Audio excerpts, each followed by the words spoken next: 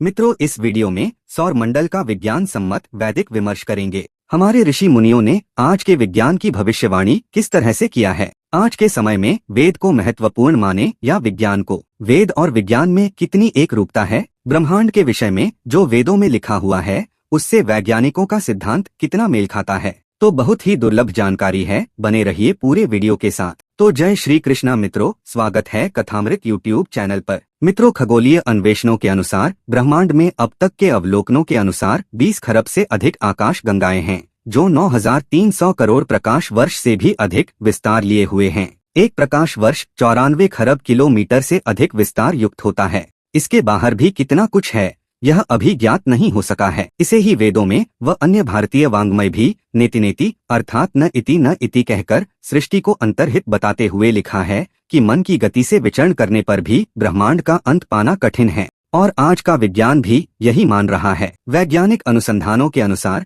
हमारे सौरमंडल में भी पृथ्वी सहित सौरमंडल के सभी ग्रह सूर्य के गुरुत्वाकर्षण से बंधे हुए अपनी अपनी कक्षा में सूर्य की परिक्रमा कर रहे हैं। इस तथ्य का वेदादि सभी ग्रंथों में पहले से ही सटीक विवेचन है, इसलिए इस मिथ्या आरोप को यहाँ सप्रमाण निर्मूल किया जाएगा, जिसमें कहा जाता रहा है कि वैदिक आर्यों को ये जानकारियां नहीं थीं कि पृथ्वी व सौर मंडल के अन्य ग्रह सूर्य की परिक्रमा कर रहे हैं। सूर्य से पृथ्वी आदि ग्रहों की दूरी कितनी है, या पृथ्वी व अन्य ग्रह गोल हैं, पृथ्वी अपने अक्ष पर घूम रही है एवं उसका अक्ष झुका हुआ है, प्रति 25,800 वर्षों में पृथ्वी अपना अक्ष बदलती है आदि। तो ये सारी जानकारियां प्राचीन काल में केवल वैदिक आर्यों को ही ज्ञात थीं। अन्य समाजों को या पाश्चात्य वैज्ञानिकों को प्राचीन काल में इनका ज्ञान नहीं था। मित्रों, पृथ्वी सहित सौर मंडल के ग्रह सूर्य की परिक्रमा कर रहे हैं। सूर्य स्वयं भी 7.75 लाख किलोमीटर प्रति घंटा की गति से एक अति भारित कृष्ण विवर यानी सुपरमेसिव ब्लैक होल की परिक्रमा कर रहा है।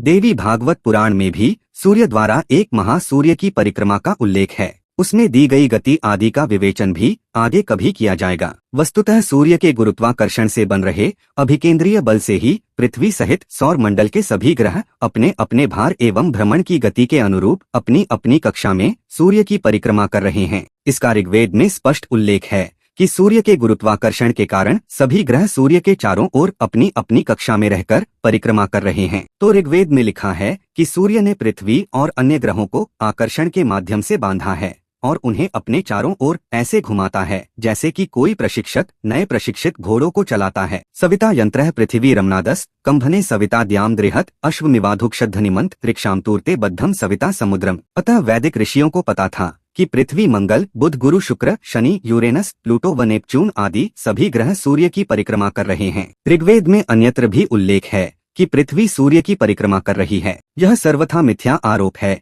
कि वेद में पृथ्वी को स्थिर कहा है। ऋग्वेद में कहा है कि यह पृथ्वी हाथ और पैरों से रहित है, फिर भी यह आगे बढ़ती है, सतत गतिमान है, अपनी कक्षा में निरंतर घूमती रहती है। पृथ्वी की सभी वस्तुएं भी इसके साथ चलती हैं। यह सूर्य के चारों ओर घूमती है। ऋग्वेद में लिखा है अहस्ता यद पदिवर्धत शाह शचीभिर्वेदद्यानाम शुष्णम परिप्रदक्षिणी विश्वायवे निशिष्णथ। पृथ्वी के गोल होने का वैदिक उल्लेख यजुर्वेद का ब्राह्मण ग्रंथ शतपथ, जो 5000 वर्षों से कहीं पुरातन है, उसमें भी लिखा है कि पृथ्वी गोल है। इसे इस प्रकार व्यक्त किया गया है, परिमंडल उवा अयम लोक आप्त, अर्थात पृथ्वी लोक गोलाकृति में है। शतपथ ब्राह्मण का पूरा श्लोक इस प्रकार है। व्याम मातृ भवति व्याम मात्रो वै पुरुषः पुरुष प्रजापतिः प्रजापतिर अग्निरात्म संमिताम तद्योनिम करोति परिमंडला भवति। परिमंडला ही योनिर्थो अयम वै लोको गार्हपत्यः परिमंडल उवा अयम लोकः। सूर्य से प्रकाश के धरती पर पहुंचने की सटीक वैदिक गणना पृथ्वी से सूर्य की दूरी लगभग 15 करोड़ किलोमीटर होने से 3 लाख किलोमीटर प्रति सेकंड की गति से सूर्य से पृथ्वी पर प्रकाश को पहुंचने में 8 मिनट या ठीक कहें तो 8 मिनट 3 सेकंड लगते हैं।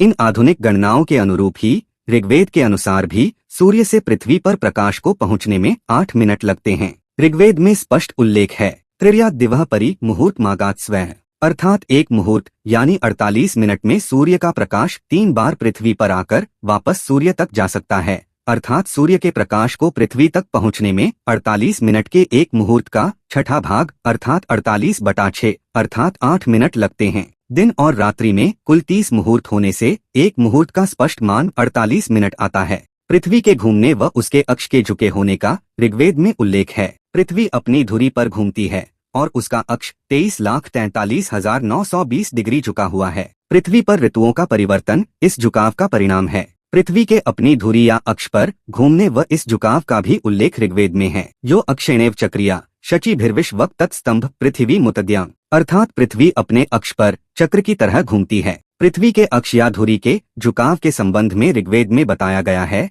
कि कुब्जा या कुबड़ी महिला की तरह झुकी हुई कमर से युक्त पृथ्वी पश्चिम से पूर्व की ओर जाती है। दाधर्थ प्राचीन ककुभम पृथिव्या, यह पृथ्वी लोक गोलाकार है। वेदों से लेकर अन्य संस्कृत साहित्य में पृथ्वी आदि लोकों को गोलक ही कहा गया है व इसी कारण पृथ्वी का भूगोल नाम दिया है। पाश्चात्य जगत के तो 17वीं शताब्दी तक अंधविश्वास और अज्ञानांधकार में डूबा होने से स्पेन के वैज्ञानिक गैलीलियो द्वारा पृथ्वी गोल है कहने पर यूरोप के न्यायाधीशों ने बाइबिल के विरुद्ध मत प्रस्तुत करने से 10 वर्ष के कठोर कारावास की सजा सुनाई, जहां उसकी मृत्यु हो गई। एक अन्य वैज्ञानिक ब्रूनो को तेल छिड़ककर जला डाला गया। मित्रों, ऋग्वेद में पृथ्वी तथा अन्य ग्रहों की एक साथ 4 विज्ञान सम्मत विशेषताओं का उल्लेख है। इसमें अक्षेणेव चक्रिया अर्थात अक्ष पर घूमते हुए पहिए की उपमा देकर यह बताया गया है कि पृथ्वी सूर्य आदि लोक गोलाकार हैं और अपने अक्ष पर घूमते हैं। साथ ही पृथ्वीम तस्तंभ शब्दों में आकर्षण के सिद्धांत का बोध कराया है कि सूर्य पृथ्वी को अपनी आकर्षण शक्ति से अंतरिक्ष में थामे हुए है